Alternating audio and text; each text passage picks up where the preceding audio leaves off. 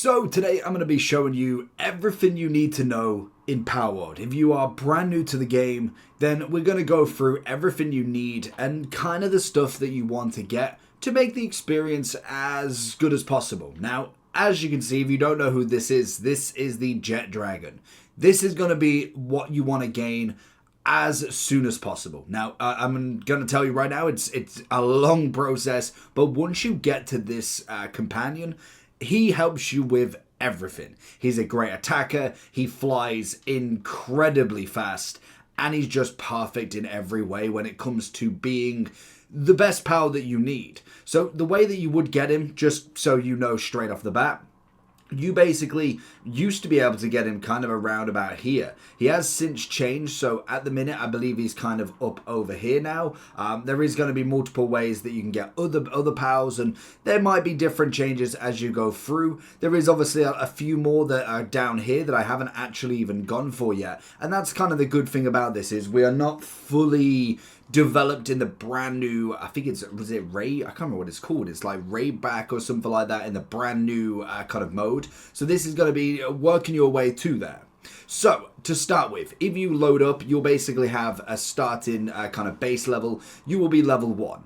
Now, you can obviously go with a few different extra bits for your world if you are looking to do a single world in being able to make it a bit quicker. XP can go up, you can basically make it that your buildings don't disappear, and you can tailor it to how you want. And honestly, that's the most fun part of it. If you're not going with multiplayer people, then obviously making it as easy as you can to start with, to then kind of then see, okay, well, I know how to kind of get my resources, and you can either bring it back down later on, or you can obviously continue on this journey of being able to just have a look at everything a little bit easier than keeping it on the normal sense.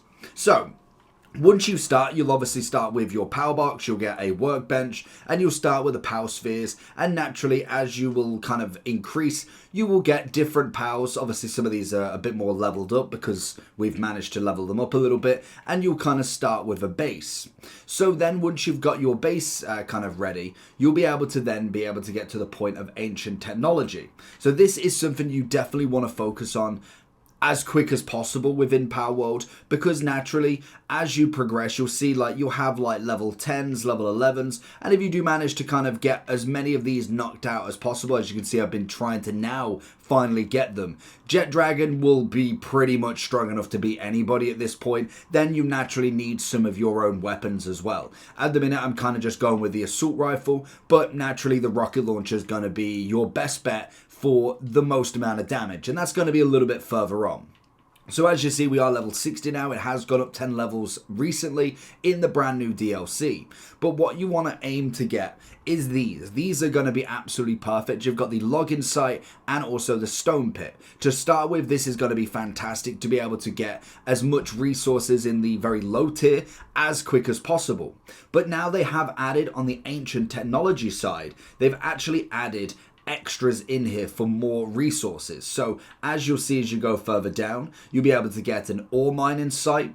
As then you keep going down as well, you'll be able to get to the point of, if we keep going, here it is, the ore mine in sight too, so that's always nice. And then you'll also see the coal mine, and then the final one you'll see a sulfur mine as well. Just to kind of give you a clarification of what these look like, these are going to be perfect to get as much resources as possible, and there is obviously more that you want to focus on as well, because these are the big things that you want to be getting as quick as possible. So as you can see, you can have multiple bases. I believe in total, if you up everything, you can have a total, I think it's of 8 bases at the moment. I've got my base to level 23. I have got a cold box in this one, but obviously it's a different base that I'm looking at. You can have 8 to start with and 40 powers in each one. Now, naturally, it's going to take a lot of resources to do that, but you can see we have got the pure quartz one up here. We then have the ore, which is going to be perfect. We have the sulfur mine, and then we also have, I think, the normal one over here, which I believe is going to be a coal mine. What you can do now, which is the really cool part, is something called a guild chest. So this allows me, and this was one of the big problems, to be basically be able to link all of the bases together. Because naturally, when you were doing a base, which I am going to up my base a little bit. If we go down to the main base that I've got, you start here. This is literally the starting point, and you'll naturally progress further out. So for instance, this base is going to be for all of my crude oil, which is a new thing added a little bit later on into the actual progression of the game. But you do need to get crude oil, and without going to all of the the oil stationaries. So for instance, one here, you basically can take this out and it refreshes every few days in game time. Obviously, you can get crude oil there, or you can get it from here. Now naturally you kind of want to get an electric power that can kind of go through the night, but at the minute we're just quite happy with getting through the day. These are on the oil spots as you can see here, and you can put, well, I've got 2 in a spot. I haven't found one with 3, so that just is what it is at the moment. But when we go to the main base, basically what you were trying to do, so say this is crude oil, you'd look for something like pure quartz up in the ice region. You then have ore going on in the desert. You then have on the volcanic, you will have some spots, I believe, around here that do have the ability to give you crude oil as well, but you'd be looking at sulfur. And then we have the extra 2 here, which I'll show you in a second, which are going to be bases that you will put in. So for instance, I've got a base down here. We transfer to this one. This is going to give me hex or hexalite basically. So this is going to be a big one for the final stuff. This is going to give you a lot of the new stuff in here. So obviously in my base, in my guild chest, I've got some hexalite here, which is always nice. But with that, I do need to get the gigantic furnace, which is going to take some plasteel, I think is how you pronounce it, which unfortunately does take its time to do. So you will need to do the crude oil as much as possible to be able to get into that. And then I can make hexalite, which is almost the final kind of resource that you need for right now, and hopefully they do progress a little bit more. There's still a few spots in this world, like for instance up in this corner you've got basically the big tree that everybody tried to get to, but it is barred, barred off with a big red zone, so you can't actually do anything there. But there's all this space that they can obviously go for. Now this map is going to go all the way to around about over here. In total, I've just not fully explored there as of yet. But as you can see, I've got my kind of main base. We've obviously got the lovely kind of online, what's it called? This is, I think it's just a furnace, electric furnace. So if I cancel this a second, so that's going to give me all of that. We've just got enough. So you can see you've got the ingot, you've got the refined ingot, you've got the palmetal ingot, and you've got the plasteel. So this is going to be available to then get the gigantic furnace, or the gigantic, what is it called? Oh yeah, the gigantic furnace, which will allow you to get to this very kind of last level in the hexalite. So you're going to need that, and you will obviously need to get the chromite and also the hexalite quartz and ore as well. So that's going to be to basically do all of that. You can see we can get the advanced sphere assembly line from it. We get new armor from it as well that we've got to do. The advanced workbench or the medicine bench. Plus then you've got cannons that you can upgrade, advanced shields that are going to have it as well. And there'll be multiple stuff that you'll progress as well.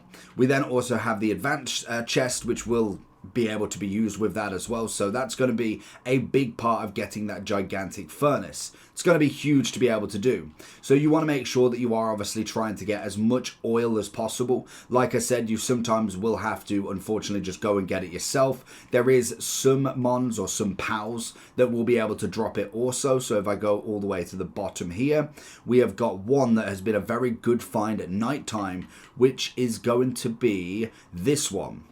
So this one does give you crude oil as well. So if you basically go over to this over here, you'll be able to find it in here. So once you catch one, I would always recommend trying to catch one because it will give you the specific zones of being able to catch it. So if I go into the habitat, you can see it's all over there in the daytime and also in the night. So we know that it's going to be there. I think you can see from there. Can we see the...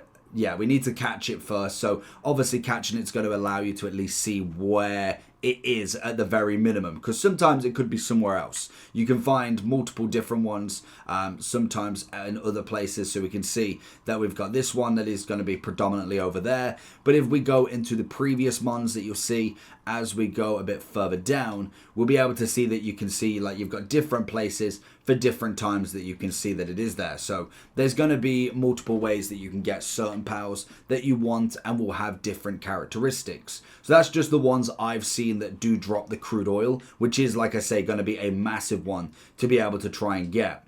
So obviously trying to do your resources is as key as possible, and you want to be building, like I say, all of the kind of stuff to be able to try and get as quick as possible up to them top levels to be able to then build all of this new stuff, and it almost then just generates itself. So this is why I personally like to have it. So for instance, with this building over here, it will not decompose, but you can't use your kind of mons. So for instance, if I was to use Jet Dragon here, and if then I was to go up onto this line, this is the difference then. So for instance, if I wanted to build a quartz, we can see there, it's not going to be within the structure. Obviously, as we put it back in here, we have all of our stuff, so we could build it outside, but as you can see outside the base, structures outside the base will deteriorate, some may dismantle such structures, and powers will not work on them. So unfortunately, what you've kind of got to do to basically change this is by either adding a second base next to it, or obviously you can kind of use structures to be able to build upwards. So I've got my big PAL expedition up here, and I do want to make another layer potentially off this mountain so that I've got another set of powers at the top. That's just something you can add when it comes to kind of not having the full limitations in. Like, I'm not making the structures go down in that sense, like they're not going to decompose. I've got it on 0 because I want to build a base that I personally want to see, and naturally if I want to build a base where we are using all the limits and not necessarily going too crazy and we're building base per base per base, I could kind of now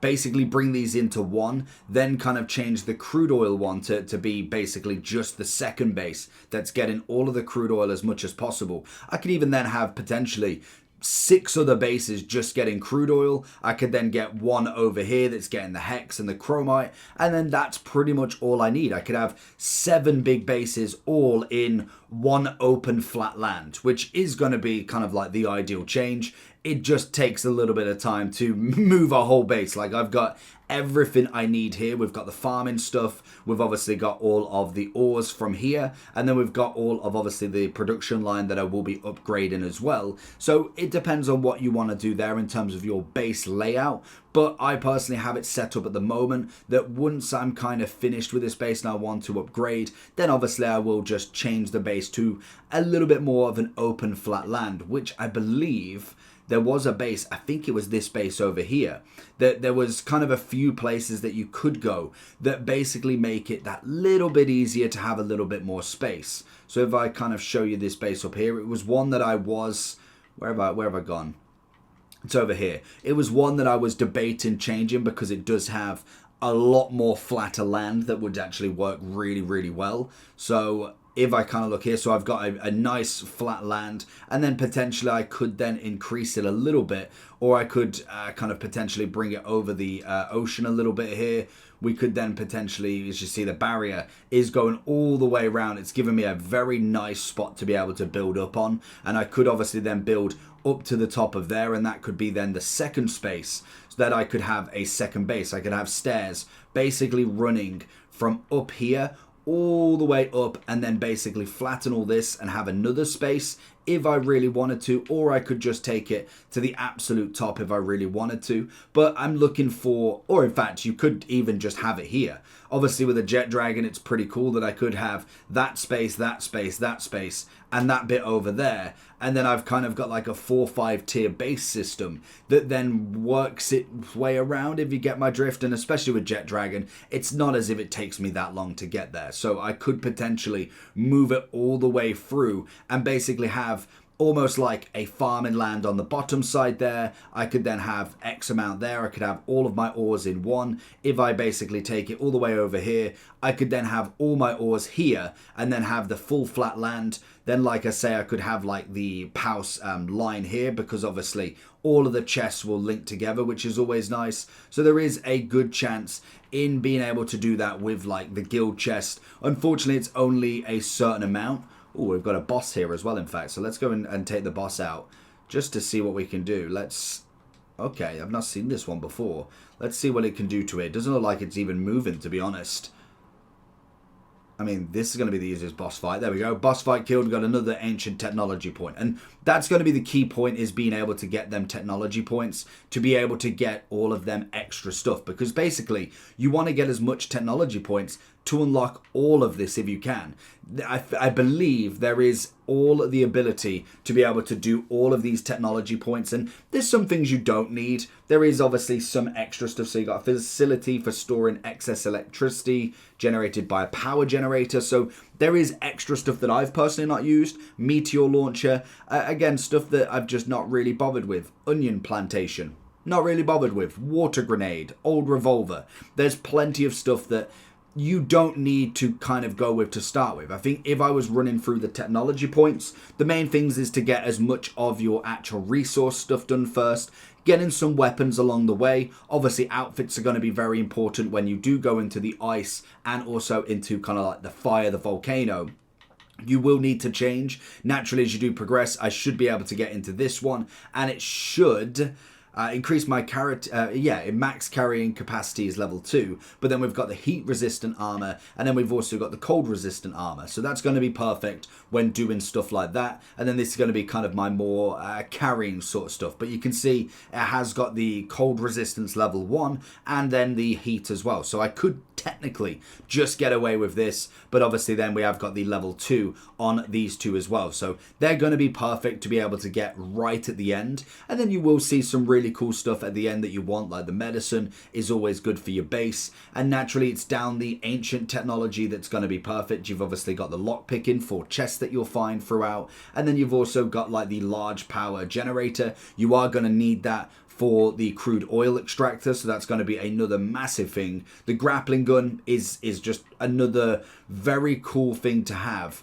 Oh, these are attacking me. Okay, then. The grappling gun, obviously, like, for instance, is just kind of using it to grapple. But the big thing is if basically you kind of run out of stamina because you've got, say, too much in your inventory, you can utilize it to be able to kind of carry stuff to your base a little bit quicker, because obviously you can just grapple. When you now can move slightly, you just can't jump or anything, you can use your grappling gun to be able to get around whilst having the excess stuff. The main thing with that is you was kind of not able to move. They've now allowed it that you can move with too much in your inventory. I think you can't have like an excess of like a crazy amount. Like I can carry 2,000 kilograms. I can't necessarily carry like a crazy amount and move. I can just slightly move. Wow, he just destroyed that in one. So they're going to be kind of like your first tips to grind it out. And naturally, upgrading your base is just going to be from just catching pals, killing pals as well, utilizing that sort of stuff, and then building new stuff, going for your inventory and being able to kind of progress through upgrading your levels and going that way. You will kind of get an extra bit. So for instance, if I'm trying to upgrade a pal and I'm in my base right now, say for instance I am looking at a level, we've got a level, okay, we've got level 3. So if I put that in my hand right now, you'll see it will level up. As you see on the left there, it starts to level up with all of the stuff that's going on here. It gives me XP, and naturally as you do progress, it will progress quicker and quicker with all of the activities. We can throw it out as well, and it can start doing stuff and kind of doing its own stuff as well, which is nice. So it gives you almost an extra pal whilst you're in your base as well. So they are kind of like the first tips in just progressing as much as you can, starting out with the very little amount in what you get and then working your way up to the technology point. But I would suggest definitely trying to kind of go with the structures first, getting like the jet dragon and looking at what are the best pals to basically have for each point. I suppose if you go into your pet box, you can sort, and you can sort by all of your working. So for instance, once you know quite a lot about them, you can hover over them and they will see. So for instance, if I'm looking at something like mining, or if I'm looking at heat, for instance, we have got, or in fact mining, I've got him here. We have obviously got the, it's almost like a Blastoise to be honest, but we got Digatoise. He is going to be one of the best ones for mining because he is very specific and he only mines. So naturally, as you then go into the level 4 fire making or kindling, I believe it's called, you obviously then have this thing, this gigantic thing that will do all of your furnace stuff. So you'll see that it will kind of do it very, very quickly. We then also have this big thing. Don't ask why he's doing that, but he's still managing to do all the Paldean fragments. I don't know how, but he's doing it lying down. That is how good he is. So it is just progressing that way and catching as many, utilizing your breeding if you want, and then naturally you will just progress to a point where you are just gaining stuff as you go, really. There's kind of not too much to it. It's then kind of working on the next level, and that is why they've brought in this brand new DLC where you kind of have to then try and kind of navigate your way around. This is going to be the best place for Hex, but then also I need to then do the Chromite, so I need to do the crude oil more than anything, because obviously this kind of furnace requires 150 plasteel, which is going to cost you 5 crude oil per one. So that's going to be a lot. It's going to be 150 times 5 to be able to get all of that plasteel. Obviously everything else should be pretty easy to get by that point, and then you can obviously go into the hexalite and you can move up again. So it is almost like just a progression as you go up, and naturally as you go forward, that's going to be the easiest part. Is once you get to this sort of level, you can then pretty much just leave your base to kind of run itself if you've set it up nicely. But then also it's going to be, I need to go and get the crude oil, so I need to then go and do this base. There's going to be more that you can go and get as well. I think there's somewhere around here, I want to say, or it could be in the middle of here. There's another one that I've not seen as of yet. They will be online, so if you wanted to check them out, but I would suggest trying to get the jet dragon as quick as possible. It will require legendary spheres, so naturally that's going to take you a little bit of time to get up to as well, but as you build up your pals, you should get it pretty simple. As you can see, if we go over here, we then have the legendary spheres. They're going to require the pal metal ingots, and then also the carbon fiber, the cement, and the fragments. But then we also have the ultimate spheres that are now a new thing that are obviously going to be even better. So if you wanted to get the jet dragon with them, it would just make it that little bit easier. So obviously it took me a little bit more time and a lot more legendaries to be able to get the jet dragon, whereas this is going to be that slight bit better to be able to work that one out. And it does require 10 ingots per one, and also a plus steel as well. So I will be doing that after I've got the gigantic furnace. And as you can see, we've got the polymer already set up ready again. And as you can see, when we do this, we have got a setup now of the high, what is it, the high, where are they? They're the high quality pal oil. We have got that coming out in abundance as well, so they're going to be another big thing to be able to get, and I'm just going to whack on another 150. Naturally, with that, I will just go ahead and put it into my guild chest on its own, because I have asked it to do that. I will just put it in and they can just stay there for me when I need them.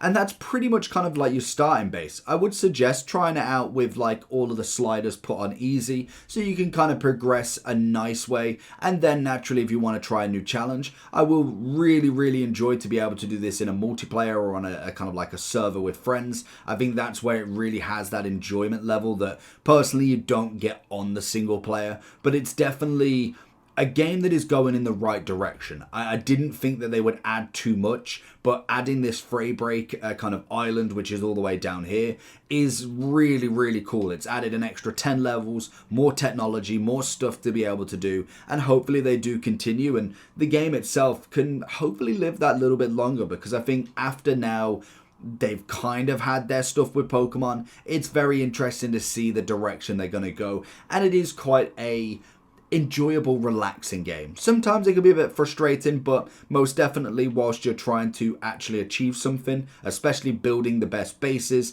and building the best kind of mons, it's a very interesting one to try out. So let me know down below where you're at. Are you just starting your PAL journey, or are you as far as I am and level 60, got your hexalite, got all that done? Let me know down below what you think, and I'll catch you all for the next one. Pieces, and if you need any more tips, leave it in the comments as a question.